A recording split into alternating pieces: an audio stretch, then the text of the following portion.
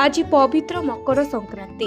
एही अवसर में श्रीमंदिर में स्वतंत्र नीति अनुष्ठित होईछि। भक्तों को मकर 84 बेशरे दर्शन देइछन्ते श्रीजीउ। पवित्र मकर संक्रांति रे मकर चाउल प्रसाद लागि हेबार परंपरा रहिछि। सेथिपाई मकर 84 बेशरे भक्तों को महाप्रभु दर्शन दियंती। मध्याह्न धूप परे नड़िया घिओ मिठा क्षीर सर खुआ और चाउल को मिश्रित करी मकर भोग लगी महाप्रभुଙ୍କ लागि करा जायଥାଏ। श्रीमंदिर रे सकाळ धूपनीति परठारु मकर नीति पालन प्रस्तुति आरंभ होइଥାଏ। आलमचंडी मंदिररू आसिथिबा मकर ताड़को भोग मंडपरू आनी सेवायत माने मकर चाउल प्रस्तुत करिथांती।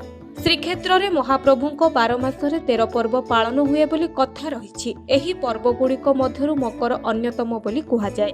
आज पवित्र दिन रे हजार हजार श्रद्धालु श्रीजीउଙ୍କୁ दर्शन करी आशीष लाभ करिसंती। मकर चाउल जो आम प्रस्तुत कर महाप्रभु को पठे था अनेक गुड़िए द्रव्य सामिल होता है, यथा मकर चाउल नुआ चाउल गुंड नड़िया कोरा कदली चकटा अदा बटा गोलमरीच गुंड जायफल गुंड विभिन्न प्रकार फल तथा सेऊ अंगूर बेदना ये सब पड़ी था। क्षीर जातीय द्रव्य क्षीर घी एवं कुआ ये सब पड़ी गोटे सुनिष्ठ पदार्थ तैयारी करा जाए। आज ही दिन ही केवल स्वतंत्र भाव में प्रेरण करा जाए। महाप्रभु पाखे नैवेद्य है पुणी विभिन्न स्थान वितरण करा जाए। आज गोटे पवित्र दिन जहाँकि द्वादश यात्रा मध्यर अन्यतम यात्रा मकर संक्रांति शांति मैत्री पर्व। विशेष भाव में मंदिर ये मकर संक्रांति एक धूमधाम पालित हो। प्रथम जो अनेक नीति रही से भितर महाप्रभुंर आज मकर 84 बेश रही।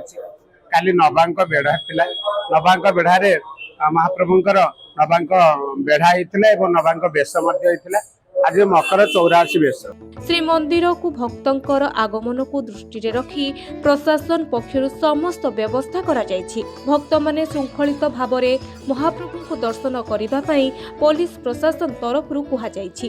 भक्त माने मध्य पुलिस प्रशासन को सेतिकी सहाय्य करुथुबा एसपी कहिसंती। सकाळु भक्त मानकर संख्या रही समस्त भक्त माने आसिकी श्रृंखलित भाव में धाड़ी रे छिड़ा होगी दर्शन अपेक्षा करेठू दर्शन आरंभ हो सब ऑफिसर्स ड्यूटी लगी एक्स्ट्रा किसी ऑफिसर्स डिप्लॉयमेंट कराई सब द्वार रे और आमर जो शेड व्यवस्था अच्छी सिंह द्वार से ऑफिसर्स सीनियर ऑफिसर्स रही जो मैंने कि बुली बुली की सब जगह क्राउड रेगुलेशन और श्रृंखलित दर्शन को पुरी रे मकर संक्रांति रे श्रीजीउ को दर्शन करिसंती भक्त। आउ प्रभु समस्त को सेमिति घंट घोड़ाई रखि थांतु बोली समस्ते चाहिछंती। पुरी रो संतोष कुमार दास को रिपोर्ट, ओडिशा संवाद।